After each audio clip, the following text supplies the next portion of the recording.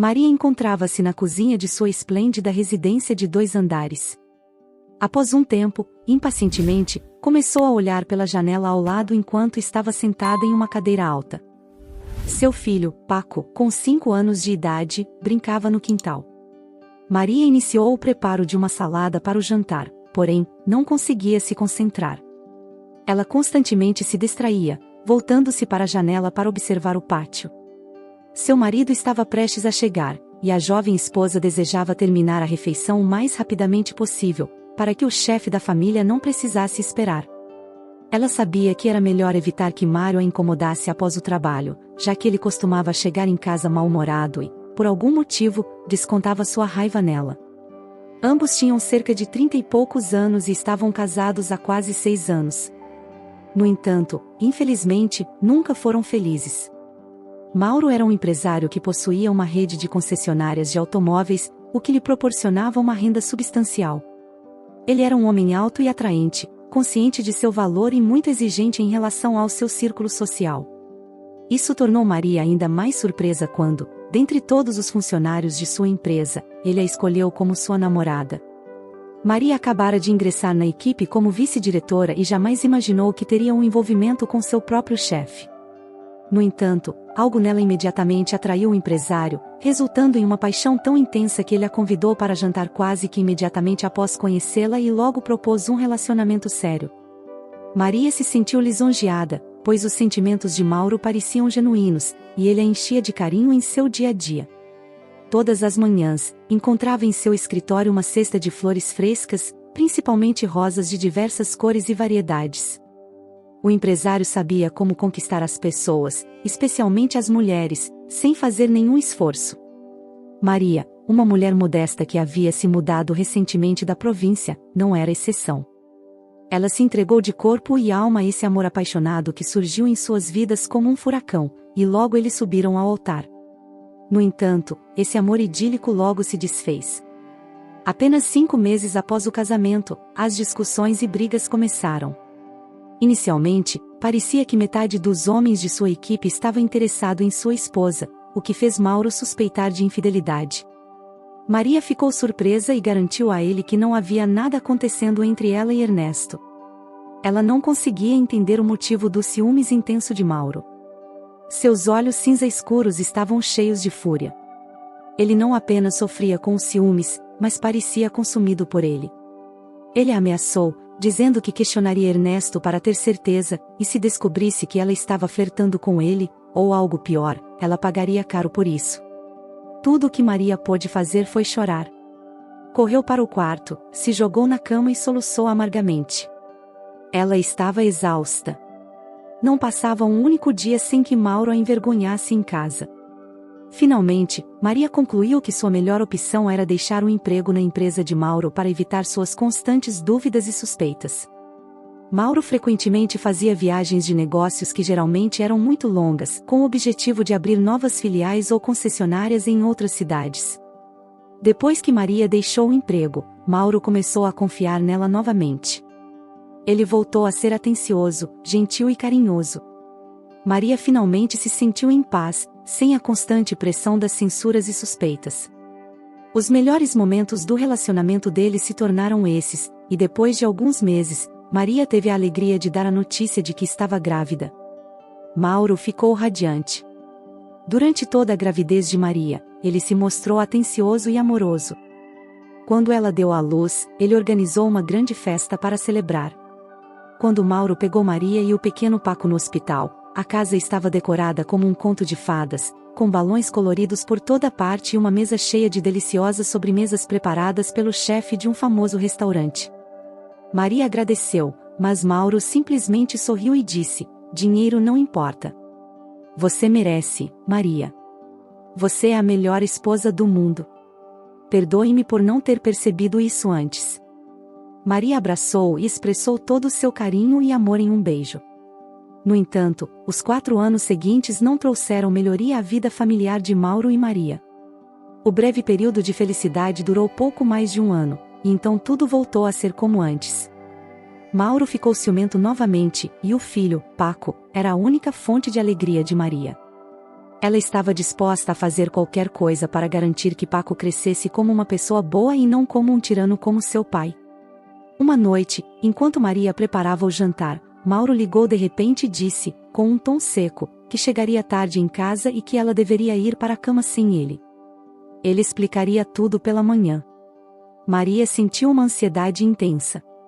O que teria acontecido? Por que ele estava agindo de forma tão estranha? Após colocar Paco na cama, Maria também tentou dormir, mas a angústia a consumiu a noite inteira. Quando Mauro abriu a porta da frente, ele entrou furioso na sala, segurando um telefone em punho. Ele explicou que havia recebido uma mensagem intrigante no dia anterior, afirmando claramente que Paco não era seu filho. Maria estava perplexa, sem compreender. Ela olhava alternadamente para o marido, para o telefone e de volta para o marido, seu coração batendo tão rápido que parecia que ia desmaiar. Do que você está falando? De quem é essa mensagem? Maria percebeu o forte cheiro de álcool no ar e perguntou se ele estava bêbado. O empresário fingiu não ouvir sua pergunta final e moveu o punho ameaçadoramente em direção a ela. Maria encolheu-se de medo, e Mauro admitiu que estava com vontade de agredi-la. Eu estou prestes a te bater, ele gritou. Maria implorou para que ele pensasse em seu filho, mas Mauro continuou a acusando de traição. Maria começou a tremer e gaguejar, tentando assegurar que Paco era, sem dúvida, seu filho. Entretanto, Mauro estava convencido de que Maria o havia traído enquanto ele estava fora em longas viagens de negócios. Ele a acusou de pular de cama em cama até que um de seus amantes engravidasse. Maria tremia de medo, mas, mantendo seu orgulho, ela apenas afirmou, com voz baixa, que ele poderia pensar o que quisesse, mas Paco era seu filho. Ela olhou com olhos repletos de desdém, o que enfureceu ainda mais Mauro. Você não vai me dizer a verdade? Então saia da minha casa e leve seu filho com você. Maria sentiu algo se quebrar dentro de si. Perdeu o equilíbrio e escorregou lentamente pela parede. Não conseguia entender de onde Mauro tirara essas terríveis acusações de traição. Não aceitaria ser tratada assim. Horas depois, Maria estava na rodoviária, comprando passagens para ela e Paco retornarem à sua cidade natal. Ela lutava para conter as lágrimas, sabendo que eles estavam perdendo seu meio de subsistência. Mauro havia bloqueado seu cartão bancário quando a expulsou de casa. O dinheiro que Maria tinha economizado durante os anos de casamento era a única coisa que restava. Ela sabia que não podia nem pensar em alugar um apartamento decente com aquela quantia. Maria havia passado sua infância em um orfanato, e aquele momento parecia ser o mais sombrio de sua vida. Ela se lembrava das zombarias de seus colegas, que a viam como uma nerd dedicada aos estudos. Quando adolescente, Maria fora constantemente intimidada por seus colegas. No último ano antes de se formar, ela quase riscou os dias do calendário até finalmente deixar o orfanato. Quando esse dia chegou, o Estado lhe concedeu um pequeno apartamento em um velho prédio asa em um bairro suburbano. Maria havia sentido uma grande tristeza, pois o apartamento era pequeno e a casa parecia prestes a desabar. As paredes estavam rachadas, já as janelas não fechavam corretamente, e o chão estava completamente deteriorado. Essas eram as condições em que ela tinha que viver.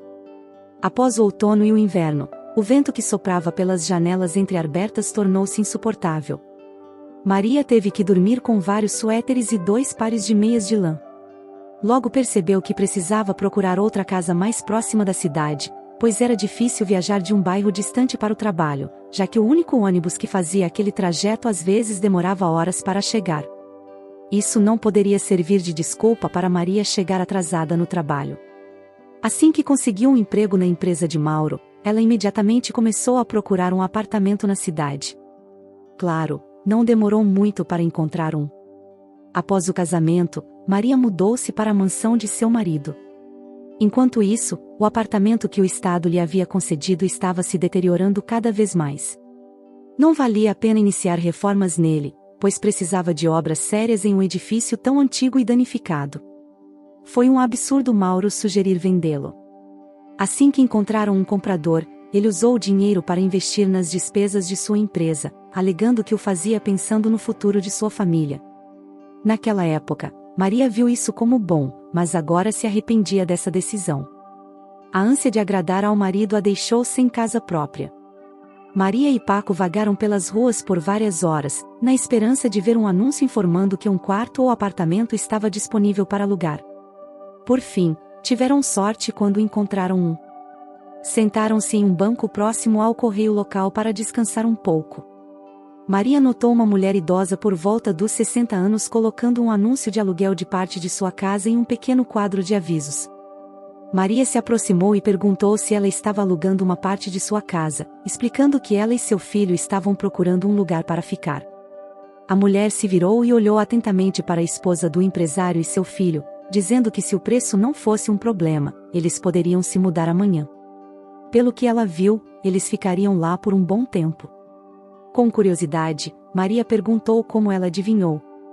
A idosa sorriu com calma e gentileza, e respondeu: "Não há nada de errado. Já tenho muitos anos, então aprendi a observar as pessoas e a entender mais sobre elas do que suas próprias palavras revelam. Venham, vou mostrar a casa onde vocês vão morar, e depois tomaremos um café. Imagino que vocês estejam cansados depois da viagem." Maria imediatamente agradeceu a nova conhecida, pegou a mão de seu filho e seguiu Dona Luísa. Esse era o nome da senhora com quem tiveram a sorte de encontrar. Ela acabou sendo uma mulher muito acolhedora. Não fez perguntas invasivas a Maria, pois sabia que, com o tempo, ela mesma compartilharia sua história. Ao longo do tempo, elas se tornaram amigos e compartilharam as tarefas domésticas, seja cozinhando ou indo ao mercado e à farmácia. À tarde, gostavam de conversar enquanto tomavam café. Dona Luísa, ao saber do conflito que Maria tinha com o marido, sentia sinceramente pena dela. Quanto a Paco, ele era como um neto para a senhora. A dona da casa não tinha filhos, e o marido já estava morto há 4 anos. Maria e seu filho se tornaram quase uma família para Dona Luísa. Maria e Paco passaram 6 meses morando com ela. Durante esse tempo, a jovem mãe, certa ou errada, conseguiu se adaptar à vida na periferia. Embora no início tenha sido difícil, ela também conseguiu apagar o nome do marido traiçoeiro de sua memória. Durante os 6 meses, Mauro não apenas não se preocupou em visitar a esposa e o filho, mas também nunca ligou para eles uma única vez. A única coisa que eles receberam dele foi uma mensagem em que ele pedia um novo endereço de Maria, pois queria enviar-lhe os papéis do divórcio pelo correio e também alertava para não tentar reivindicar o dinheiro. Maria decidiu que não iria reivindicar nada, pois não era do seu feitio se humilhar para pedir apoio. Como mãe solteira, ela estava determinada a cuidar de tudo sozinha. Ela conseguiu um emprego no correio local e, enquanto trabalhava, Dona Luísa cuidava de Paco. A idosa ficava feliz em brincar com o menino, e ele sempre foi uma criança muito calma e obediente, nunca incomodando a dona da casa quando ela precisava descansar. Certo dia, Maria notou algumas manchas estranhas no corpo da criança e decidiu levá-lo à cidade para uma consulta com um pediatra. Ela pediu uma folga do trabalho, mas, quando chegaram à estação de ônibus, descobriram que já era tarde demais, pois o ônibus havia partido sem eles. Maria tentou pedir carona na estrada, esperando que alguém parasse para ajudá-los, mas após dezenas de carros passarem sem diminuir a velocidade, ela começou a ficar preocupada. Finalmente, percebeu que chegariam atrasados para a consulta com o pediatra. De repente, o primeiro trovão ressoou no horizonte. 1 minuto depois, uma chuva fina e fria começou a cair. Maria e seu filho se abrigaram sob o teto de um antigo ponto de ônibus e começaram a esperar, esperando que pelo menos um carro, qualquer um, passasse na estrada deserta. O próximo ônibus passaria em 2 horas. A chuva estava ficando cada vez mais intensa e ameaçava se transformar em um verdadeiro aguaceiro quando, de repente, uma fileira de 3 carros parou ao lado deles na faixa de passageiros. A porta do meio se abriu, e alguém chamou Maria de dentro, insistindo que ela entrasse. "Entre no carro. Parece que está começando a chover. Lamento vê-la aqui com a criança na estrada", disse uma voz feminina. Maria, sem pensar muito, correu para se sentar com Paco. Nos bancos traseiros, apenas depois de colocar o cinto de segurança, ela olhou para a motorista para agradecer e, no mesmo momento, ficou paralisada, seu rosto empalideceu como se tivesse visto um fantasma. E, de fato, ela tinha. Paco foi o primeiro a perceber que algo estranho estava acontecendo. Ele olhou da mãe para a mulher desconhecida e disse: "Não entendo nada, mamãe está aqui", olhando para Maria. A motorista, então, se virou para a mãe do carro e disse: "A outra mãe também está aqui". Obviamente, a mulher que dirigia o carro não esperava ver algo assim. Ela era uma cópia perfeita de Maria, parecendo-se com ela na época em que Maria ainda podia se dar ao luxo de usar roupas caras e fazer penteados luxuosos em salões de primeira qualidade. Maria parecia estar se olhando no espelho e ver-se anos atrás. Era como encontrar duas gotas d'água. "Ai meu Deus", disse a mulher rica, sussurrando, "eu não posso acreditar, é como ver-me diante de mim". "Também não sei o que pensar", Maria respondeu hesitante, mas sorrindo.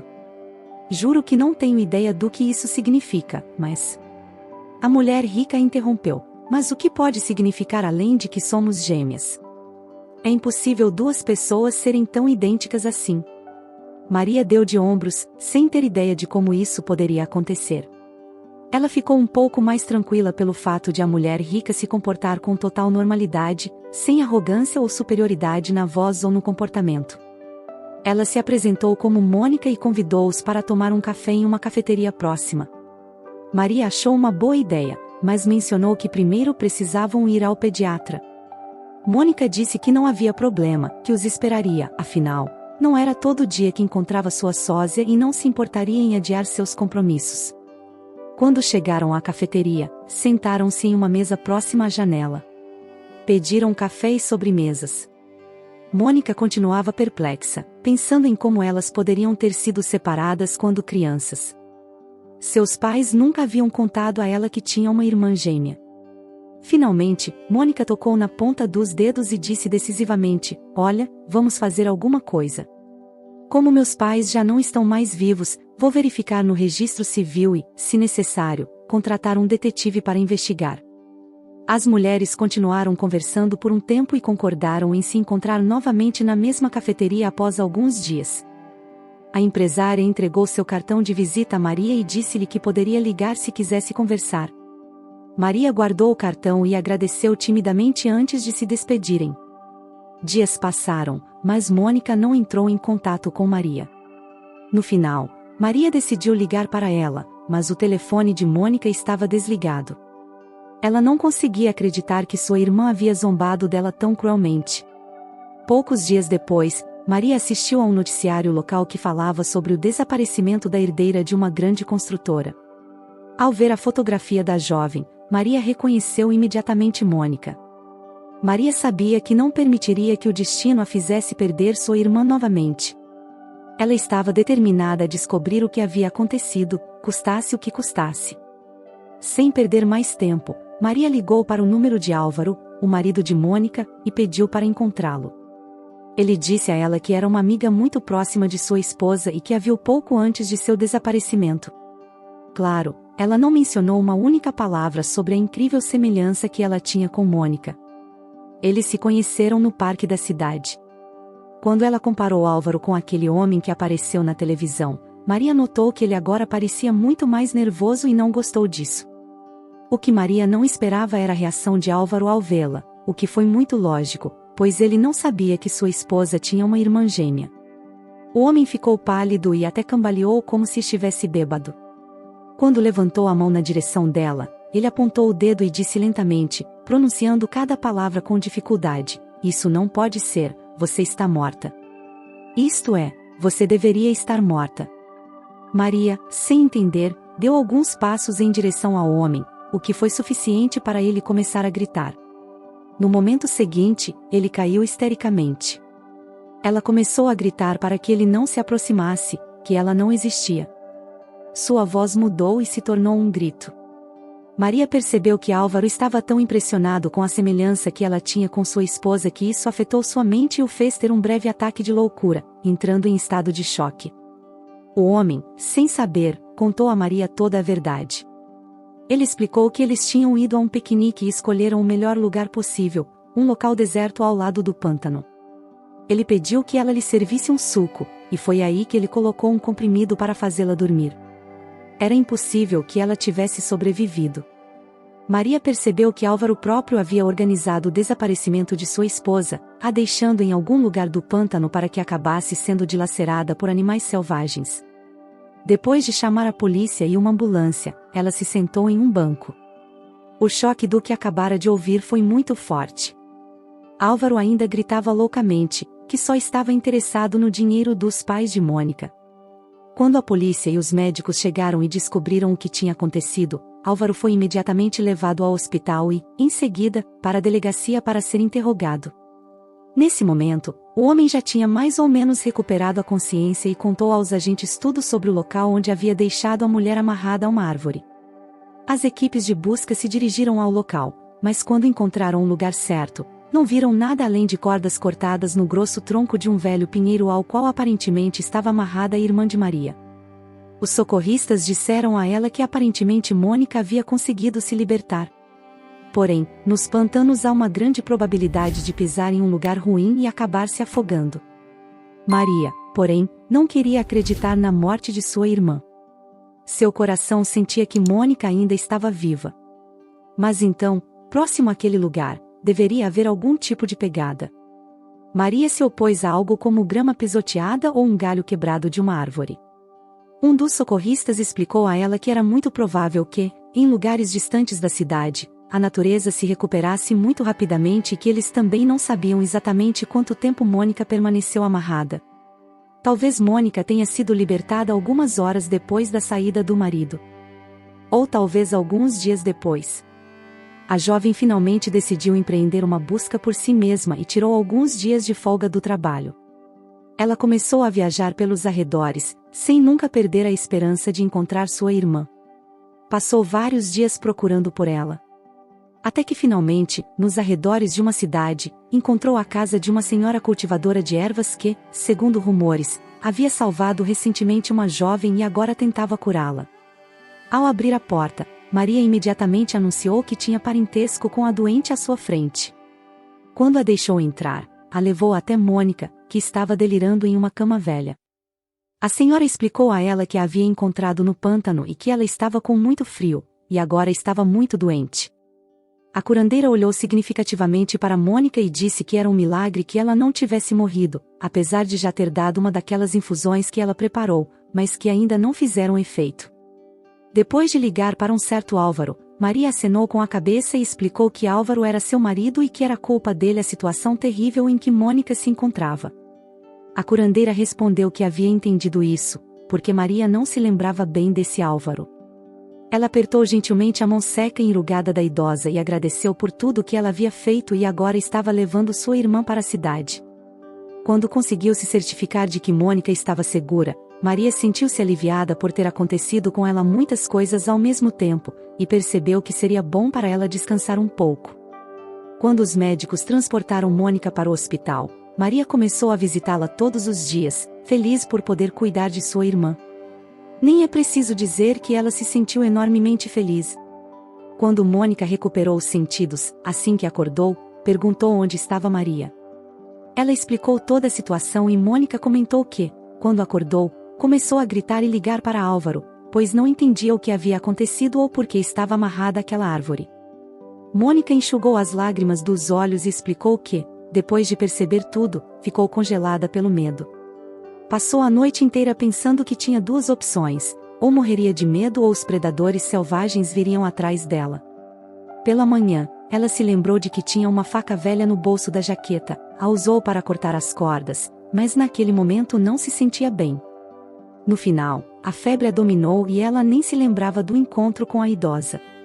Maria acariciou seus cabelos e pediu que ela se acalmasse, que tudo havia acontecido e que seu marido canalha ficaria muito tempo na prisão.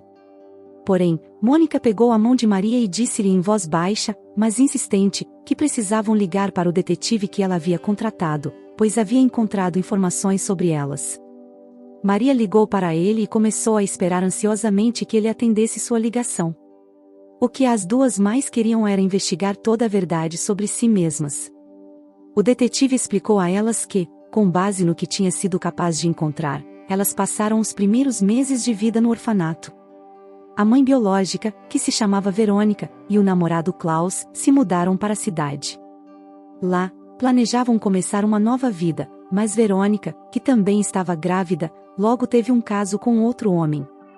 É possível, Maria exclamou surpresa, mas não foi ela quem nos deixou naquele orfanato, né? Talvez ela não amasse o namorado e não nos quisesse.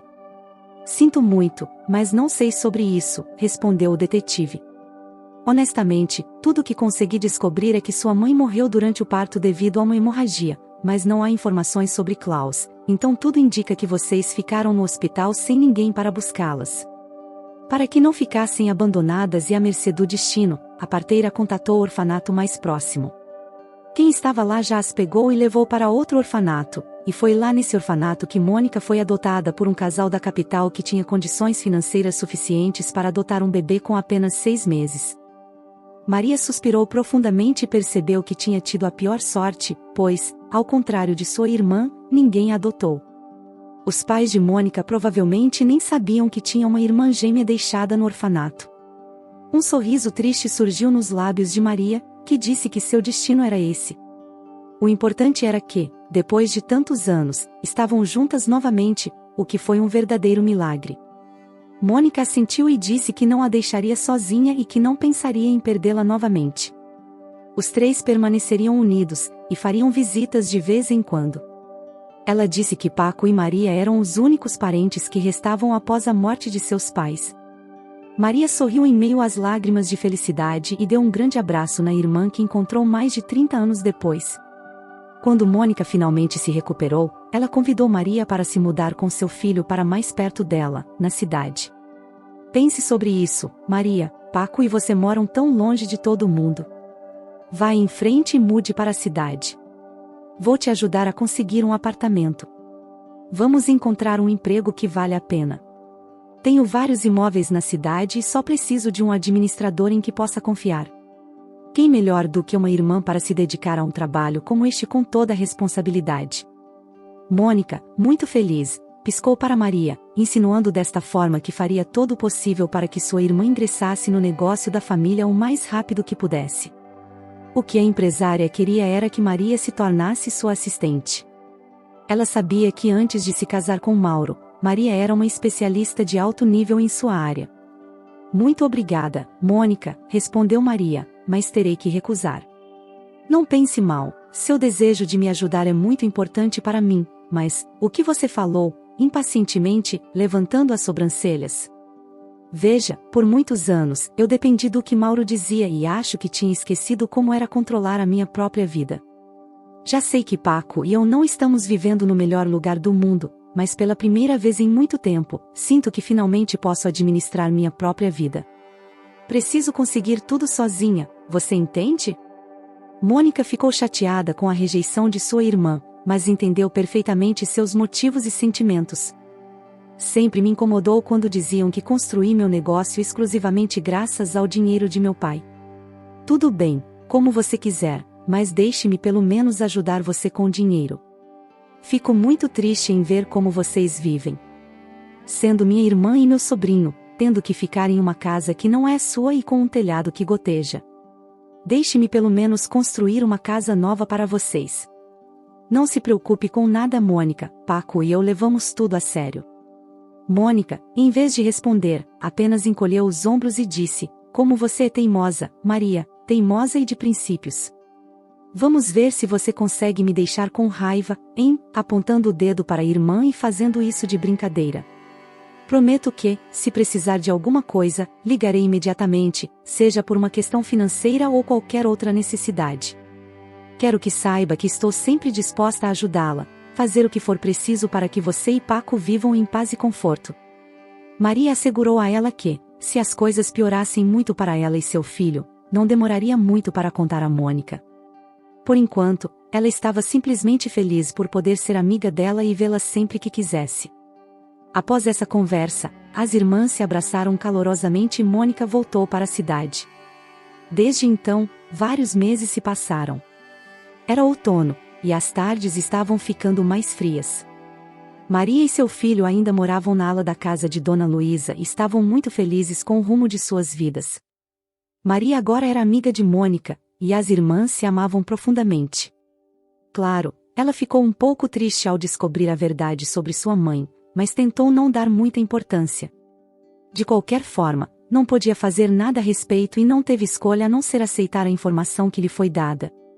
Logo ocorreu um evento que mudou radicalmente a vida de Maria. Começou em uma tarde chuvosa quando alguém começou a bater insistentemente na porta da casa de Dona Luísa. A idosa e Maria estavam tomando um café tranquilo na época. "Quem será a esta hora?" perguntou Dona Luísa com preocupação enquanto olhava para a porta principal. "Vou abrir, se não se importa", sugeriu Maria. "Talvez alguém precise de ajuda. Estamos perto da estrada, e tudo pode acontecer." Quando Maria abriu a porta, ficou surpresa ao ver um homem alto e musculoso, coberto de lama da cabeça aos pés, parado na soleira. O convidado olhou para Maria com uma expressão culpada no rosto. "Sinto muito, sei que não é hora de visitar ninguém, mas não tenho mais ninguém a quem recorrer." "O que há de errado, meu filho?" perguntou Dona Luísa ao sair da cozinha. "Olá, senhora. O que está acontecendo é que tive que deixar meu carro no meio do caminho aqui, e ele ficou preso na lama, e, para piorar, fiquei sem bateria no celular, sem nenhum meio de comunicação. Posso ligar da sua casa e solicitar um serviço de guincho? E mais uma vez peço desculpas por tê-las incomodado." Dona Luísa assentiu com a cabeça e convidou a entrar. Disse-lhe para ficar calmo e que agora Maria faria um café para ele. O homem se sentou à mesa e, após um tempo, tinha uma xícara de café fumegante diante dele. Então aproveitou para se apresentar. Seu nome era Oscar. Ele explicou que estava na cidade porque seu pai idoso ainda morava lá, e após a morte de sua esposa, seu pai ficou sozinho. "Ele ainda é forte", disse Oscar com orgulho, compartilhando detalhes sobre seu pai, "mas, na idade dele, a pessoa enfrenta todo tipo de doenças, e ele se recusa categoricamente a se mudar para a cidade comigo." Oscar sorriu levemente para Maria, e ela sentiu que seu coração começava a se aquecer diante da sinceridade daquele homem. "Não tenho escolha se não visitá-lo quando tenho tempo", continuou Oscar. "É que trabalho como caminhoneiro." Dona Luísa olhou para Maria e, de repente, perguntou ao jovem motorista: "Sua esposa e filhos devem sentir sua falta enquanto você está fora, certo?" Nesse momento, as duas mulheres viram uma sombra passar pelo rosto do convidado. "Não, eles não sentem minha falta. Minha esposa faleceu há 5 anos", confessou Oscar. Dona Luísa, sem poder ficar calada, disse que era uma falta de tato de sua parte fazer essa pergunta. Oscar respondeu que não tinha como adivinhar, e a conversa seguiu adiante. Enquanto isso, a chuva lá fora se intensificou, e Maria, olhando para a rua pela janela, suspirou. "Para onde você vai com esse tempo todo?" perguntou. "O que acha de ficar aqui para dormir esta noite?" Maria presumiu que Oscar, após passar uma noite em sua casa, decidiria ficar por uma semana inteira. Na manhã seguinte, quando a chuva já havia passado, Oscar solicitou um serviço de guincho para recuperar seu carro, que havia sido retirado do buraco de lama. O caminhoneiro pediu permissão para ajudar Maria nas pequenas reformas que a casa precisava e, em poucos dias, consertou a cerca, tapou um pequeno buraco no telhado por onde entrava água e cuidou do jardim. Maria agradeceu a Oscar e disse que, se não fosse por ele, não saberia como faria. "Não é nada", respondeu Oscar humildemente. "Para ser sincero, gosto tanto daqui que estou até pensando em morar com meu pai. E por que não? Eu adoro o ar puro, o silêncio e ter um rio próximo." Maria sentiu-se envergonhada, e Oscar olhou para ela com carinho e simpatia. Era impossível não perceber a afeição dele por ela.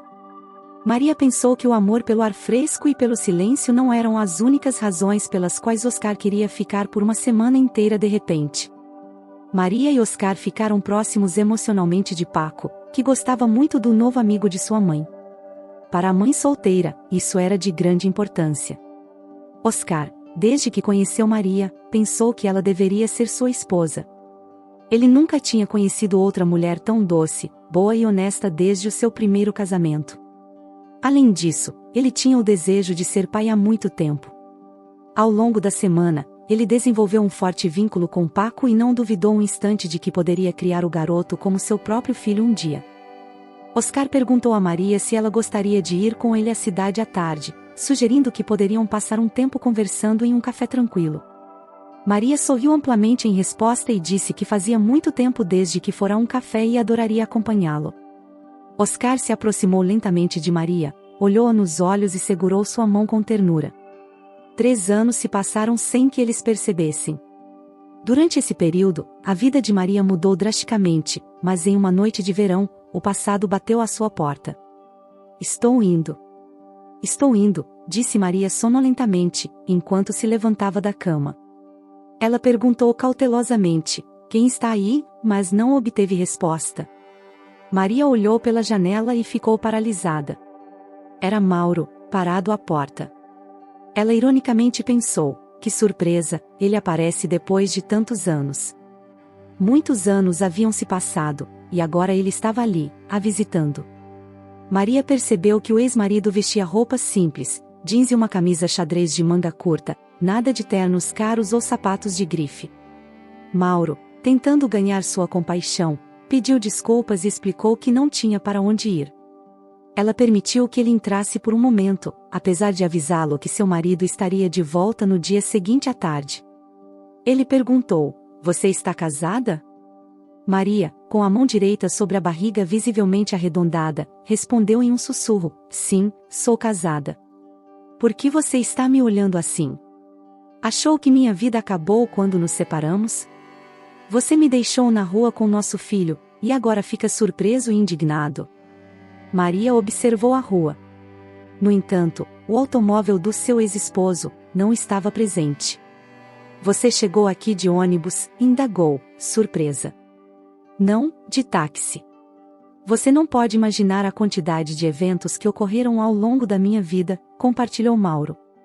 Ele relatou que, há 2 anos, uma verdadeira tragédia atingiu sua família. Seus pais ficaram presos em um terrível furacão enquanto retornavam da celebração do aniversário de casamento deles. Uma árvore caiu diretamente sobre o carro deles, causando a destruição total da parte dianteira. Seu pai faleceu instantaneamente, e sua mãe ficou paralisada pelo resto da vida. Mauro, soluçando, mencionou que não conseguia imaginar o quão horrível era perder entes queridos. Acredite, Mauro, eu sei muito bem como é, ela respondeu. Mauro imediatamente interrompeu-se quando percebeu que ela estava se referindo a ele e ao casamento deles. No entanto, um momento depois, ele continuou a falar sobre seus próprios problemas.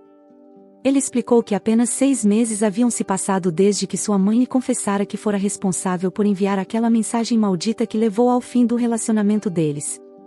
Durante todo esse tempo, ela havia se preparado para apresentá-la a outra namorada, uma jovem de uma família influente e abastada, pensando que essa seria uma boa maneira de separá-los. Maria não respondeu, apenas deu de ombros. Você tomou sua decisão, agora não há mais nada que possa ser alterado, disse ela.